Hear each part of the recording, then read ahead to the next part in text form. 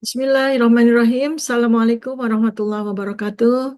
Sahabat Dokter Tifa, dimanapun Anda berada, saya akan mengajak Anda untuk masih membahas tentang apa yang disampaikan oleh Bapak Presiden Prabowo Subianto terkait dengan warning beliau soal negara gagal ya. Jadi negara gagal ala Presiden Prabowo itu yang seperti apa sih menurut beliau ya.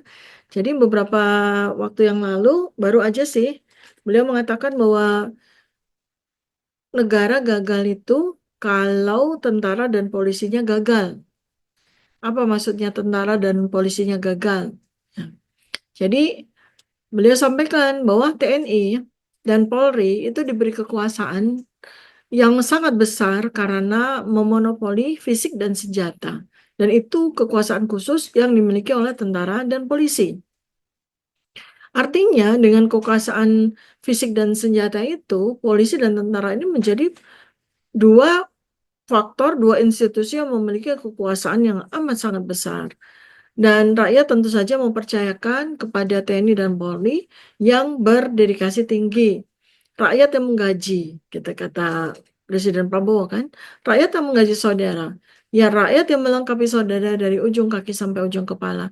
Rakyat yang memberi makan kepada tentara dan polisi, dan rakyat yang memberi kuasa kepada tentara dan polisi untuk memegang monopoli senjata. Karena itu maka Pak Prabowo mengingatkan dengan kepercayaan itu, maka rakyat menuntut pengabdian TNI dan Polri sebesar-besarnya.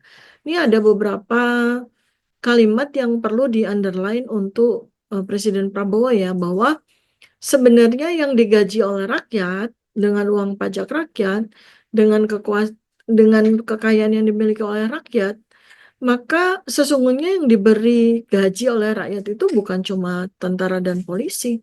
Semua pejabat, mulai dari presiden sampai kepala desa pun digaji oleh rakyat, dilengkapi segala kebutuhannya oleh rakyat, diberikan fasilitas yang super duper mewah oleh rakyat, diberikan rumah, mobil, keamanan, penjagaan, pegawai, karyawan, ajudan, pengawal, semua kebutuhan, nggak cuma tentara, polisi, tapi juga semua pejabat itu diberikan oleh rakyat. Artinya, sebenarnya harusnya rakyat itu menaruh kepercayaan kepada semua institusi yang notabene rakyat yang menggaji mereka. Sehingga rakyat tidak cuma menuntut tentara dan polisi yang memberikan pengabdian sebesar-besarnya kepada rakyat, tapi juga semua pejabat tentunya yang kita mintakan mereka untuk memberikan pengabdian sepenuhnya kepada rakyat, kepada bangsa dan negara ini. Tapi Anda tahu kan kelakuan pejabat itu seperti apa? Saat ini juga kelakuan polisi juga seperti apa? Beberapa juga kelakuan tentara seperti apa?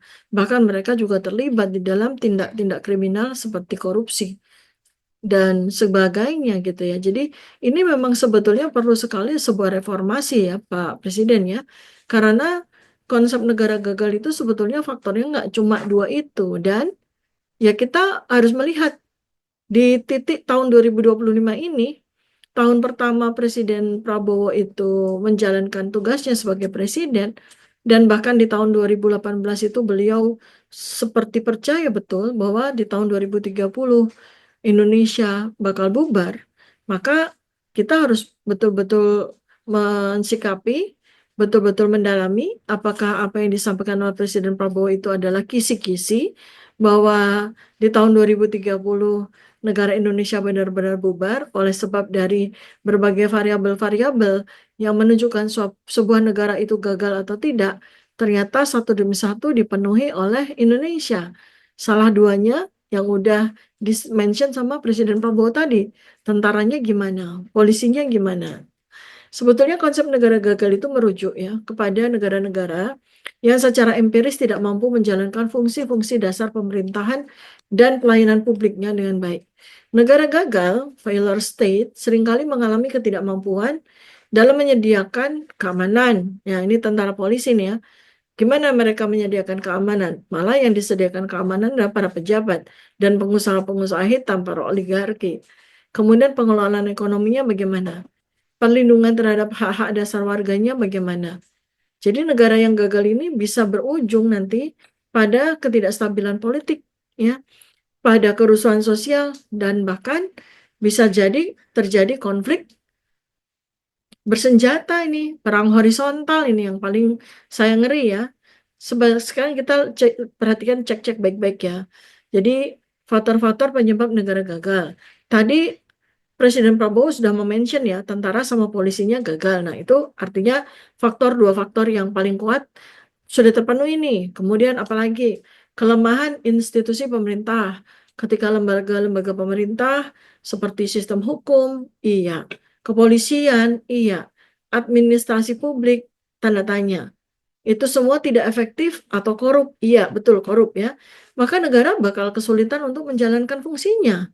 Kedua, terjadinya korupsi dan penyalahgunaan kekuasaan atau power abuse. Ini luar biasa sekarang ini yang terjadi di Indonesia ya. Jadi dua faktor tadi ini sebenarnya udah terpenuhi ya.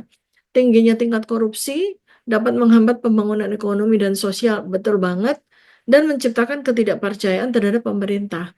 Jadi ini kalau misalnya disurvei secara benar-benar 100 hari plus-plusnya Presiden Prabowo ini, rasanya rakyat masih belum sepenuhnya percaya ya.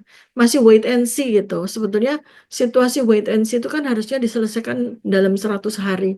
Tapi Presiden Prabowo tidak cukup tepat gitu, tidak cukup tegas, tidak cukup jelas di dalam memanfaatkan 100 hari pertama untuk untuk mengambil kepercayaan rakyat seluruhnya. Jadi rakyat ini masih diombang-ambing dengan keraguan-keraguan akibat dari ketidakjelasan, akibat dari ketidaktegasan, dan akibat dari ambigu-ambigunya sikap Presiden Prabowo, terutama terutama nih terkait dengan Presiden lama nih Jokowi, terutama terkait dengan anaknya Jokowi, Fufu Fafa, Gibran nih, ya, yang sekarang ini mau nggak mau harus diterima oleh Presiden Prabowo sebagai wakil presidennya.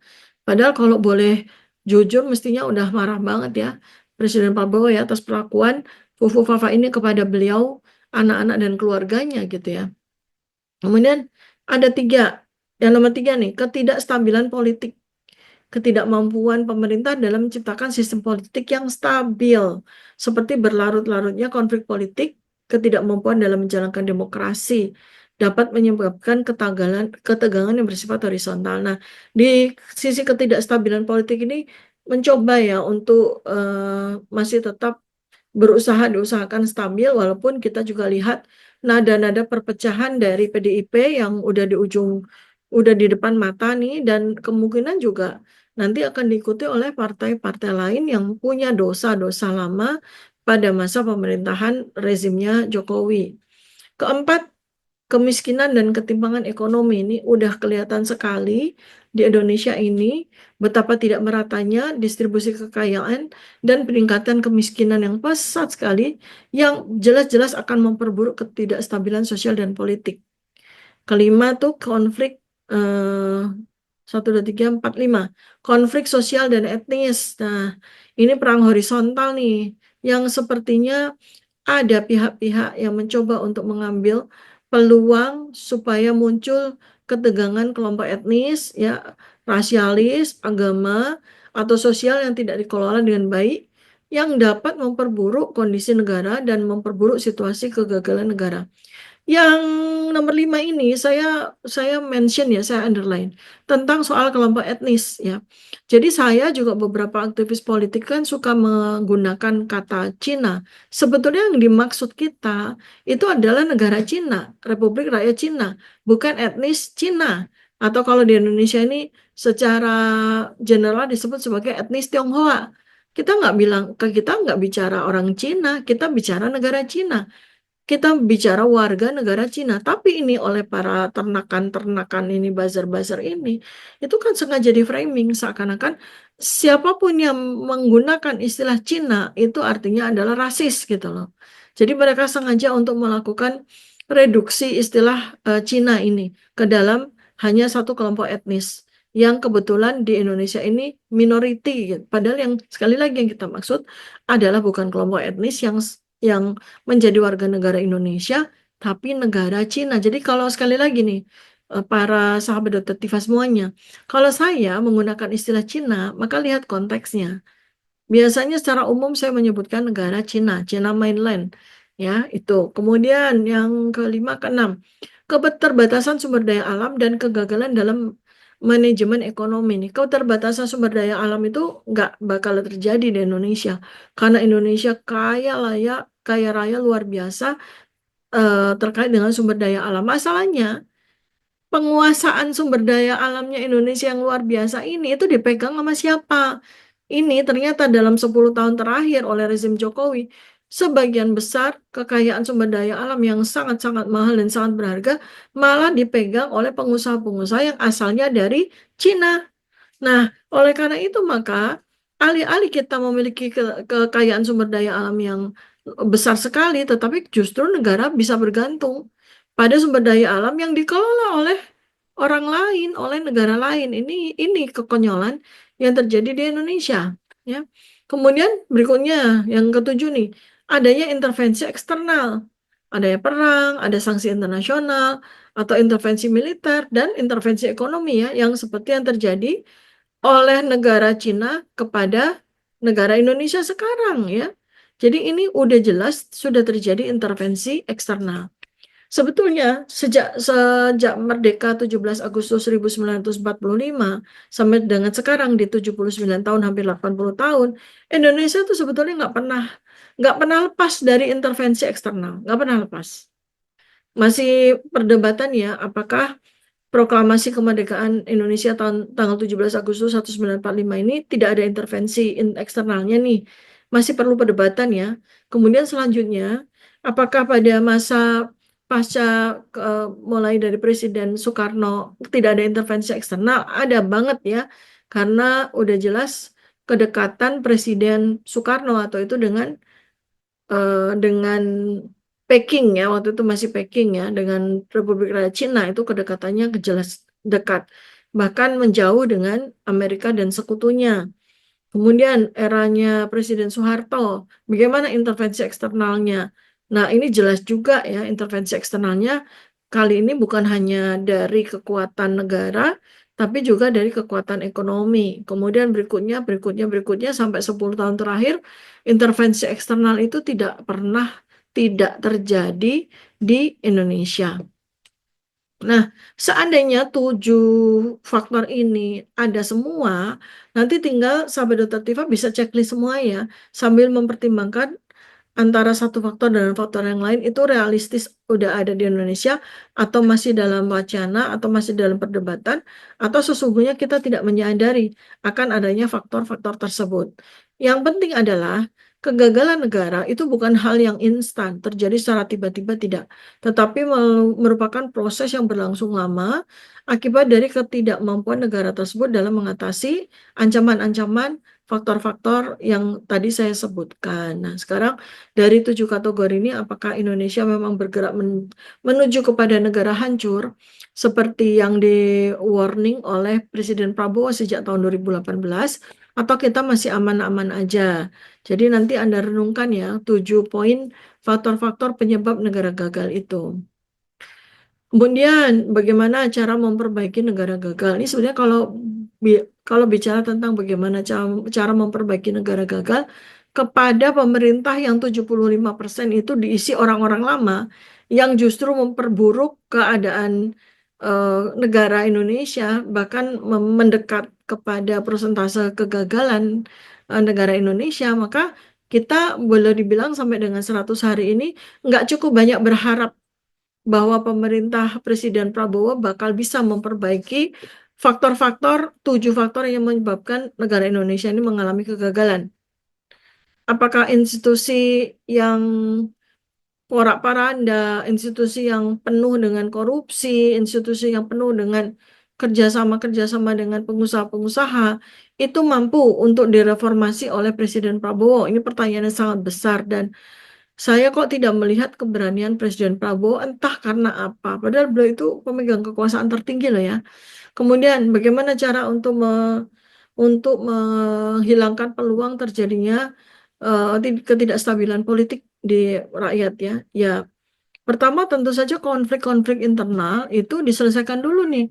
Nah, masalahnya konflik internal itu mencakup Fufu Fafa nih. Nggak ada satupun orang waras di Indonesia yang bersetuju atau mau menerima Fufu Fafa sebagai wakil presidennya Presiden Prabowo. Kita semua penuh dengan kecemasan dan ini harus diselesaikan oleh Presiden Prabowo. Kemudian, ciptakan dialog-dialog yang inklusif antara berbagai kelompok masyarakat dan mencari solusi damai untuk konflik yang ada. Ya, ini juga sebetulnya sudah mulai harus diupayakan ya dialog-dialog inklusif. Jadi saya pun juga sekarang sangat concern ya untuk masuk dalam YouTube channel ini secara lebih serius. Kenapa? Karena saya sebenarnya ingin membuka ruangan seluas-luasnya bagi kalian semua, bagi Anda semua, sahabat Dr. Tifa, untuk belajar memahami apa yang ada dalam isi pikiran saya. Jadi silakan buat Anda yang merasa bermanfaat, silakan subscribe, like, dan share konten-kontennya ya. Balik lagi, bagaimana menjaga atau mengembalikan negara dari kegagalan. Tadi setelah reformasi institusi, membangun keamanan dan membangun ekonomi yang inklusif. Jadi ekonomi yang inklusif itu setelah semuanya ditiadakan begitu ya, kan banyak perusahaan-perusahaan yang gagal dan bangkrut gitu. Nah sekarang tuh gimana? Jadi pengelolaan ekonomi yang inklusif, mengembangkan sektor ekonomi yang lebih beragam, tidak terlalu tergantung kepada sumber daya alam, dan menggunakan teknologi ya. Itu yang penting dipahami oleh pemerintah nih, bagaimana mengurangi kemiskinan dan ketimpangan ya, bagaimana mengembangkan sektor ekonomi yang macam-macam ya, sehingga menciptakan lapangan kerja yang mungkin lapangan-lapangan kerja itu belum pernah dipikirkan sebelumnya oleh generasi yang kemarin, tapi generasi zilenial ini otaknya sudah otak digital ya, jadi dia bisa merangkum atau mengidentifikasi apa-apa saja yang perlu diperhatikan agar negara tidak mengalami kegagalan. Yang keempat, rekonstruksi sosial. Jadi ketimpangan-ketimpangan sosial itu pelan-pelan diratakan, ketimpangan antara kelompok etnis, agama, kelas sosial, ya ini kan sumber ketegangan horizontal. Kemudian membangun solidaritas sosial. Nah, ini kan juga yang masih sangat kurang ya di Indonesia ya. Saya lihat kalau ada orang yang mau demo, ada orang yang mau melakukan aksi itu solidaritas sosialnya itu amat sangat kurang ya. Seakan-akan rakyat Indonesia, mohon maaf ini bila saya keliru ya, seakan-akan rakyat Indonesia itu menunggu keberhasilan aja, baru mereka kemudian keluar dari pintu rumah. Itu kesan saya ya. Berikutnya lagi, kualitas pendidikan kesehatan dipertinggi ya, meningkatkan menyediakan akses pendidikan yang bagus, berkualitas, meningkatkan layanan kesehatan nih kalau di sektor kesehatan ya. Kemudian ya selanjutnya mulai gaul ya, gaul selanjutnya seperti presiden presiden yang terdahulu ya, gaul dengan keterlibatan internasional. Nah, mungkin Jokowi sebagai pemimpin di rezim lama itu agak tahu diri kalau bahasa Inggrisnya itu berantakan nggak karuan, sehingga dia jarang, hampir boleh dibilang jarang sekali melakukan lawatan ke luar negeri ya. Bahkan dalam 10 tahun dia jadi presiden itu hampir tidak pernah datang pada sidang umum PBB, hampir tidak pernah datang ya. Lalu berikutnya infrastruktur ya. Kalau infrastruktur itu sebenarnya tidak major ya kalau untuk mengurangi risiko kegagalan negara. Lebih kepada beberapa item pertama sih ya, kayak reformasi institusi pemerintah ini pun kalau bisa. Sebenarnya bisa banget nih Presiden Prabowo ini sekarang memegang kekuasaan yang tertinggi loh. Saya tuh heran kenapa Presiden Prabowo itu kayak orang nggak percaya diri gitu. Heran, apa sih yang ditakuti sama beliau gitu? Apa sih yang ditakuti sama beliau? Kan orang itu takut itu dengan tiga hal ya. Satu, kalau dia kehilangan keimanan, kehilangan akidahnya, kan ini enggak. Enggak ada yang mengancam Presiden Prabowo agar kehilangan keimanannya, kehilangan akidah, kan sama sekali enggak. Kedua, kehilangan harta benda. Ya enggak mungkin juga. Siapa yang mau nyuri harta bendanya Presiden Prabowo? Ada enggak resiko-resiko terhadap hilangnya harta benda dari Presiden Prabowo? Ya, terkecuali ternyata tanpa kita ketahui beliau juga ada kasus korupsi nih, ya, yang ditutupi atau belum terbuka nih pada waktu rezim Jokowi nih, gitu kan. Nah, kita belum tahu, we never know ya. Tapi so far kan kita nggak pernah lihat Presiden Prabowo melakukan segala macam yang, ya artinya yang di atas permukaan yang bisa dilihat oleh publik ya, walaupun sebetulnya banyak sekali hal-hal yang bisa ditanya. Tapi anyhow nggak ada ancaman lah terhadap. Nah, yang ketiga adalah ancaman terhadap nyawa. Kan bukannya berkali-kali Presiden Prabowo sampaikan, saya mau serahkan nyawa saya kepada negara gitu. Jadi sebetulnya praktis tuh nggak ada yang perlu ditakuti. Beliau presiden punya kekuasaan tertinggi, semua institusi itu ada di bawahnya beliau, ya kan? Beliau orang yang kaya raya, bisa pergi kapan aja kalau misalnya terjadi apapun, ya kan? Jadi nyawa juga beliau penuh dengan pengawalan, ya itu kan resiko ya, namanya presiden itu dimanapun juga penuh dengan risiko kehilangan nyawa ya, ditembak sama lawan politik, oleh teroris dan sebagainya. Tapi ajal itu kan nggak usah harus ditakutin. Kita pun punya jadwal ajalnya masing-masing. Mau setahun lagi, mau 15 tahun lagi, mau 50 tahun lagi gitu ya. 30 tahun lagi, 50 tahun lagi. Kita nggak pernah tahu. Siapa tahu ajalnya Presiden Prabowo itu di usia 105 tahun kan kita nggak tahu kan. Jadi menurut saya itu tidak ada hal benar-benar secara fundamental yang perlu ditakuti oleh Presiden Prabowo untuk melakukan tindakan reformasi terhadap institusi pemerintah. Dengan demikian malah langsung ya secara direct juga membangun keamanan dan stabilitas politik gitu loh. Pembangunan ekonomi masih bisa diselamatkan. Oligarkinya ditendang aja diganti kroni-kroni barunya Presiden Prabowo yang lebih apa ya? Yang lebih pro dengan rakyat misalnya begitu ya, berbagi kekayaan bersama rakyat itu kan juga bisa menjadi sebuah pilihan ya. Sekali lagi saya saya cuma nggak pengen aja nih, perlu klarifikasi juga dari Presiden Prabowo melalui pidato-pidato berikutnya. Sebenarnya tuh maksudnya beliau ngasih warning soal negara gagal itu, apakah memang ini adalah sebuah warning? Apakah ini, ya artinya warning itu ya memang seperti yang beliau katakan, kalau kita lihat puzzlingnya ya, di tahun 2018 beliau mengatakan Indonesia bakal hilang gitu, bakal nggak ada lagi tahun 2030. Nah sekarang di tahun 2025 beliau mengatakan Indonesia apa negara akan gagal kalau TNI dan Polri-nya gagal. Nah, kan ini ngasih warning nih ya. Nah, habis itu ada syarat-syarat yang terpenuhi nggak? Kalau saya bilang dari 7 syarat itu sudah ada 5 yang terpenuhi, dan ini warning banget ya, tinggal dua lagi ya Indonesia akan menjadi failure state gitu. Jadi ini bukan PR rakyat ya Presiden Prabowo, ini PR-nya presiden. Ya kami tidak bisa berbuat apa-apa kalau presidennya tidak bisa berbuat apa-apa gitu. Ini negara kita sama-sama, negara yang sama-sama kita miliki. Bapak Presiden punya negara ini, kita rakyat juga punya negara ini. Jangan Bapak hanya melakukan warning aja tanpa melakukan sebuah tindakan yang signifikan, dan itu sangat mungkin bisa dilakukan oleh Presiden Prabowo.